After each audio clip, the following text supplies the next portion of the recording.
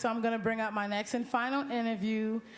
This guy, you know, I've been knowing him for a long time. I went to high school with him, and I remember in high school he was dealing with a friend of mine, and she's like, you know, after school, you know, just come with me.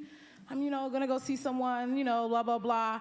And I'm like, okay. And it's like this young kid, like, making beats and doing all this stuff. And this was before I got, like, heavy into music.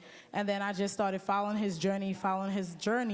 And that's why we're here today. So if you guys can help me introduce the next interviewee, Lee on the beats.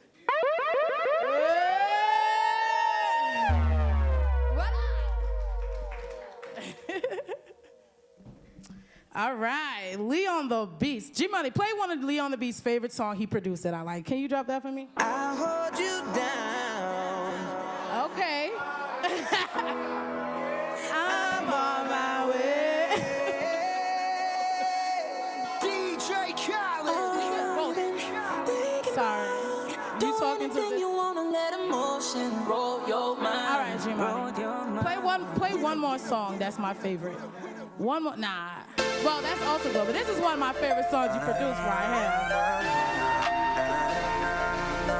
You like this? This is shit right here, right? Do y'all know this song? Like, because he produced it, so I just said. Rest in peace, Chinx one time, man. Far Rock, what up, Queens? What up, bud? Let's get talk about it. Fuck them niggas, baby, you don't love me. Got you planted back all in Ferraris. Hey. Know you like you with your Abu Dhabi. Don't you worry, girl, I'm on your body. All right, that's just a little quick introduction, just in case you never heard of Lee on the Beats before. Those are just two of the songs, you know, that are my favorite that he produced. So, Lee on the Beat. Yes, sir. This is the third time that I'm interviewing you. The first time was a little write-up. The second time we played little games or whatever.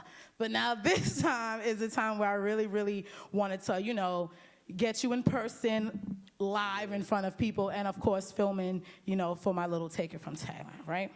So here's my question. I just want to know, like, how do you come up with your creativity for your beats? Because even though it's up to the artist to make it whatever they want it to be, I've noticed that a lot of your records ended up being like R&B soul songs or like love songs and stuff like that. So is that really like typically what you go for, or it just ends up being that way? I mean, that's typically what I go for, honestly. Okay. I like all the other shit, but I don't like listening to gangster shit 24/7. That shit depresses me. I lost too many niggas. I don't really want to listen to that shit. So I just make R&B shit. I'd rather make love than kill a nigga anyway, so. There you go. That's it. That's a very good answer. So my next question for you is, I know that the last time I interviewed you, you said that you don't really take vacations. Please tell me that you've taken a vacation so far, like since we've last seen Since each other. that last time? Yes. Did I? No. Tell everyone why you don't believe in really taking vacations. I'm grinding. That's it. I got shit I need to do hard. I'm grinding right now. Like, my vacation, mentally, it's all about your mental, really. You could put a nigga in jail, he'll go crazy. You could put a nigga outside, if he ain't mentally right, he'll go crazy. Like, some people use a vacation as an excuse to relieve themselves of their stress or whatever, but realistically, it all starts right here. You could do that shit right here, literally. Well, that's actually what I was going to ask you, because I feel like a lot of people do take vacations just to kind of, you know, relax their mind, you know, become refreshed and stuff like that. So if you're a type of person who don't believe in taking too much breaks and stuff, what do you do to actually calm your mind? I work out 2 times a day now. And he takes cold showers. And I take a cold 10-minute shower in the morning. And I meditate and shit like that, like here and there. And I read. I do real shit to stay mentally good without going on a vacation. Gotcha. That's why when you can't pull up on me, cold shower, I'm out here, I'm chilling. But we chilling. Gotcha. Okay, so if just in case a lot of you don't know, so Lee was signed to DJ Khaled's We the Best from about, what, 2013? Yeah. Until about when?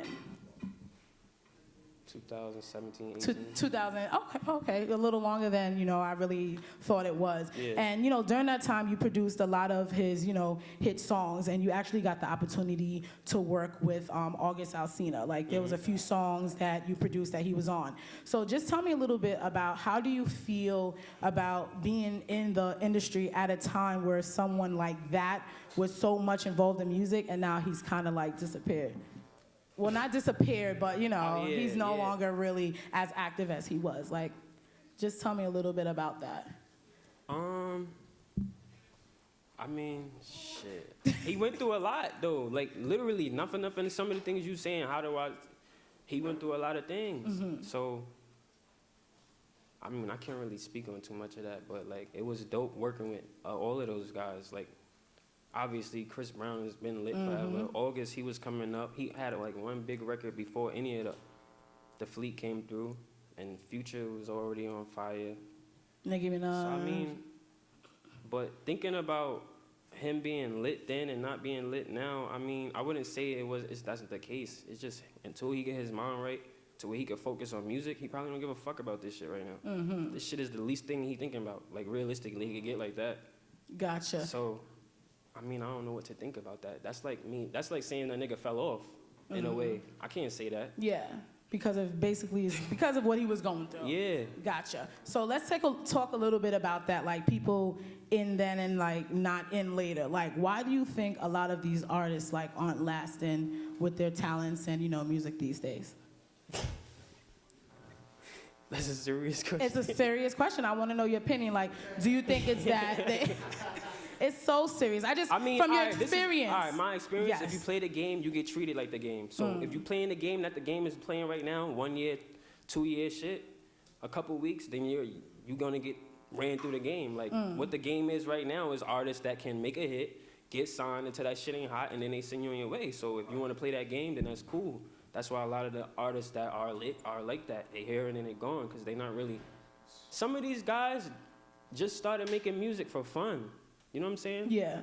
They never really thought they was gonna get a hit. They would just be fucking around, and then people like the shit they do. So they got a hit, they make their bread, and they gone. They ain't really thinking about, I'm gonna be Jay-Z or fucking Nas. Like, niggas ain't thinking.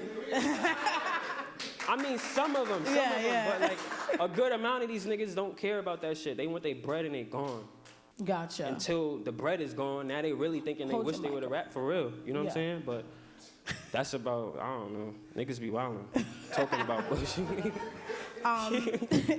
Here's a question I've been waiting to ask you for like a very long time, and you don't have to go into details, and I don't want you to feel offended or anything by the question. I just want to know like what like happened in terms of where you were and the music you were making and stuff like that. Do you feel like you were in that for a specific time, like that's just how it was meant to be? Was it more of like your choice, like, I've seen this, I'm not really into that, or I just really want to know, like what happened? It's a combination. Like for one, I was a student, now I'm a teacher, so you're not gonna teach me like a student. Like you're not gonna treat me like a student the whole time. Like I could be humble, but some people take that kindness as a weakness type shit, you know what I'm saying? So I'll work with niggas, but you know what I'm saying? You crazy. Like, I mean, it's clear as day. I don't really gotta talk about it. You see it. The timeline is out plain and simple without me saying shit about nothing. You seen what I did? I did Pop That. Yes, 2012. I ain't talk about that yet. And then you seen what happened after that. And then you see what I stopped doing, and you seen what happened after I stopped doing what I stopped doing. That's that. He talking his shit, right, Basquiat? That's just it. That's just it, bro. Real talk. I just want to know, would you say the industry, and the reason I say industry is because, obviously, if we're walking up and down Jamaica Avenue, like, we're not necessarily, like, in the industry yet, right? So would you say that... We are in the industry. Well, it's good to... Yes, okay, I would say I am in entertainment and things of that. Yes, I would say that, but I think you know what I specifically mean, like, in terms of the levels of it, I would say. do you feel like that's something that you want to get back into? Like, do you want to work with the Khaleds again? Like, do you want to work with the Chris Browns again? Do you want to work with, people like that again? Or do you feel like, because every time I speak to you, you said, your focus is people who are up and coming, you know what I mean? Like your friends and those kind of people. Like, do you feel like that's what you're going to stick to? Or you are still trying to, send a record to Rick Ross soon or, things like that? All right. I'd rather work with the up-and-coming dudes because they more open to listening to a nigga, for one. And then they just hungrier than those other people. I mean, if I send music, don't get it twisted. I still send music to people. Yeah. I'm not sending it like I was before because I did those things. Right now, what I really want to do is just not down that path of trying to work with all these random-ass big artists. Like, if they get one, they get one. Like, I got some shit, and then talk.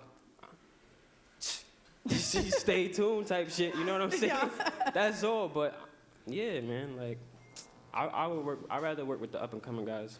Gotcha. No, that's fair enough. So, I mean, I've been to, your studio, very cozy, I want to say. Very, very cozy. What would you say is like your mindset when you're sitting down and making beats? Again, I know you do a lot of R&B type beats and stuff like that, but is there anything else that comes to mind that inspires you when you're sitting down and, doing things?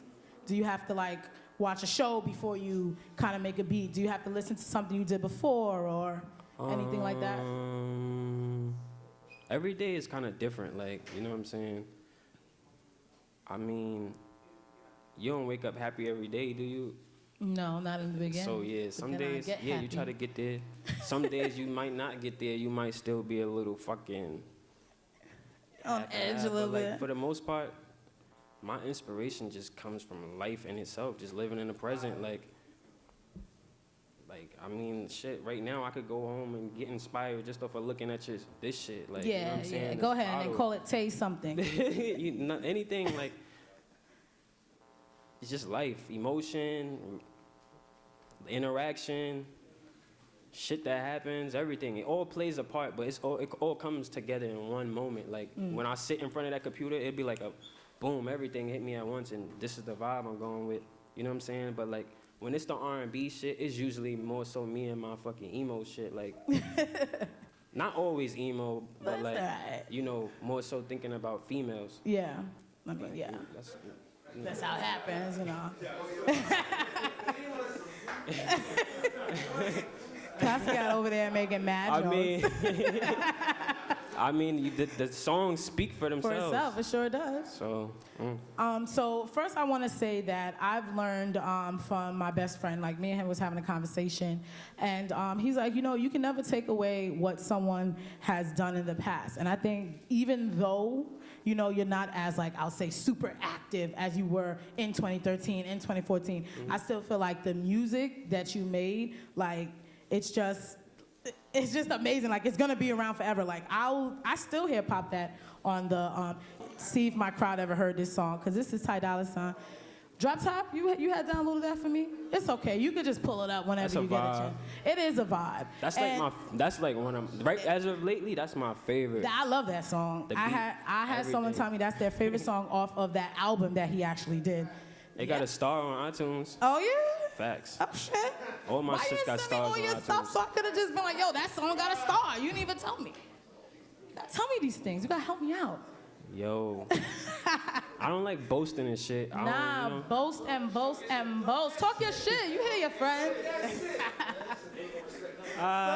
So that's why, I have you on the stage, because again, even though you're not like as super active as you probably want to be with certain things, no one can ever take away anything, that you put out. I mean, the songs that G Money played, I feel like everyone loves songs like that, and I can listen to it over and over again. And I just want to know, what is next for Leon the Beast? Like, I am probably going to put out a record or something, I don't know, for fun. I hope no artists get offended by that. But if I put something out, I'm going to come to you. Because it's going to be about love. Yeah, and it might be, it's going to be some love. It's different type of ways to love. Different types. So tell everyone, like, do you have anything coming up that, we should know about, we should look forward to, or anything like that? No, he gotta tell me. I really just want to leave it at that because I don't like talking about shit now. I realize everybody can't talk about their things and it happened for them. Some people got to keep shit to themselves and it happened for them. So you can't tell me something small? I'm Shantaye Something Bailey. small. You see those hoodies with the AM and the G's? Okay. Yeah. Oh, I need me one of those. I see it. They silly. I seen that on Instagram. You know, I seen y'all pictures and all that. That's the squad. Everybody. Seen it on Instagram. It's like a whole big ass, like a artist development going on over here. Okay. Yeah, we got our own artists and producers. That I know. I think one of your artists you're working with is here, right? I think I saw. I mean, it's some producers that I worked with in here that okay. that's gonna be not for nothing. Everybody I work with is always fucking lit. Period. So all the niggas that I work with in here are gonna be lit. Period. Period. That's a fact. And I'm lit. You working with me? Yeah. This is what I'm saying. You see the names? Yeah. It's all this. It's like a 6 degrees of separation. We all gonna be. We all lit. You got that song for me, G Money? Play it for the audience so they can know another song that you did. Drop top. Drop top. Dollar sign. I know you love it. I know you love it. Kissing it to you when we involved it. I know you love it. That pussy feel like drop top in the rain. Whoa, whoa. Drop top in the rain. Whoa, whoa. Drop top in the rain. Oh yeah. Yeah, yeah. Drop top in the rain. Okay, one more, G Money. Just give the audience one more, well, two more. One more song that I like that's a favorite. This right here. Another one.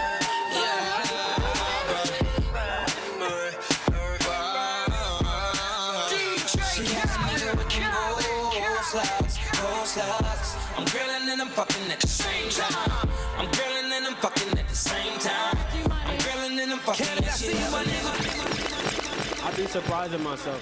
You be surprising yourself? Nah, cause these beats you don't realize. Like I said, in the moment when I make these shits, it's gone. Like I have music that I don't listen to at all because it's old. I did it. It's just sitting there. Well, I don't know if you guys watched the last interview, I did with Lee, but I quizzed him on these songs and I played some beats and I said some lyrics to my song. I'm like, all right, what song was this from you produced? He was like, I don't know. I was like, you don't even know lyrics? He's like, listen, once I produce and that goes out, it's like, I don't know, like, it's going. Like, I can't keep myself attached to the past. Like, you gotta make new shit. I feel that's how you stay creative. Thank you. I like that. Like, see? You follow you on Instagram now, so you better be putting up inspirational quotes. All right. Yo, real talk, man. Well, so I have a question for you from the audience. They want to know how is it working in the studio with different artists, and one thing you would change about the producer community. That is a good question. Great question. All right, as far as working in the studio with different artists, I like that because everybody brings a different vibe. You always learn some new shit. That's just the way it works, period. Like, you gotta network with different creatives to even get shit popping. Like, before shit actually took off for me, it's like I started meeting more people that was doing what I'm doing, like people that was helping niggas that's doing what I'm doing. It just all the dots start connecting, so that's one thing. And then what would you change about the producer community? The niggas that sell their beats for like $50. Like he said, when you're doing it for the bread, you fucking shit up. You're not fucking it up. You fucking it up for yourself and other people. That's why the game is the way it is now anyways. You know what I'm saying? Like, I'm not gonna sell my shit for $50 right now. I don't give a fuck who you are. I don't give a fuck who you are. Like, but I respect it. You gotta get your bread, but at the same time, you selling yourself short as fuck. Cause at the same time, it's niggas who know how to play this game. You think you just selling your shit for $50. It's people who know these real label shit. Yo, listen, I've been in labels. I've been to labels and watched these niggas go on YouTube just like your average Joe. And download they shit and either have somebody make that shit over or purchase it for a very low fucking price, and then niggas be fucking mad. What you expect, bro? You was selling your shit for $50. Don't be mad when they make 50,000, yo. So that's just what it is. Drop another jewel. What else you seen? in the producer community that you're like, not me, not Lee on the beats, I can't do that? I can't hate on niggas too much. I mean, I respect everything else anybody's doing. I just don't like charging. Like, don't sell yourself short. That's the biggest fucking thing I'm gonna think. Just don't sell yourself short as a producer, because that's it. Everything else, I mean, I like the collaboration shit. Everybody trying to learn piano. It's different. Niggas do drums, niggas do keys. I like all of that stuff. Yeah.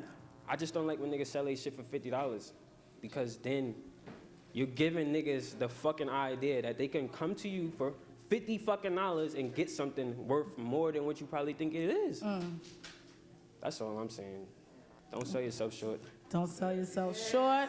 Facts. That's it, and stay creative. Well, Lee, Facts. I appreciate you coming and, talking to me in front of everyone. I hope, our relationship continues to grow, and, we just keep doing our thing. You already know. Before I go ahead. Shout out my nigga Homie Hill, Johnny Ice, my nigga Weez DeMarco, I don't know where he at. Weez, my nigga Rock, Dorian Sounds, that's in Young and Up. Yes. King. Yes, King that's who I met. That's the artist that you working with us I met. With King in here? Who? I don't see King. I can't see shit. These lights is blinding a nigga. Well, King, yeah, there he go. King P.I.B. Lisa, what up? King, we got some shit. See, like, up and coming. You know what I'm saying? We do got some songs. Where my bro 8? That's 8 right there with the specs. Yeah. My nigga 8, we got some shit. Check his project. All right, I'm checking it for it. Who else? Yeah, he's back. Yo, listen. The niggas I work with is nice. I don't give a fuck. Everybody I work with is nice. Period. Period. All right. Well, guys, we're gonna listen to a little more music. You guys can get more drinks. We're gonna take pictures, and that's a wrap. G-Money, can you take us out with something?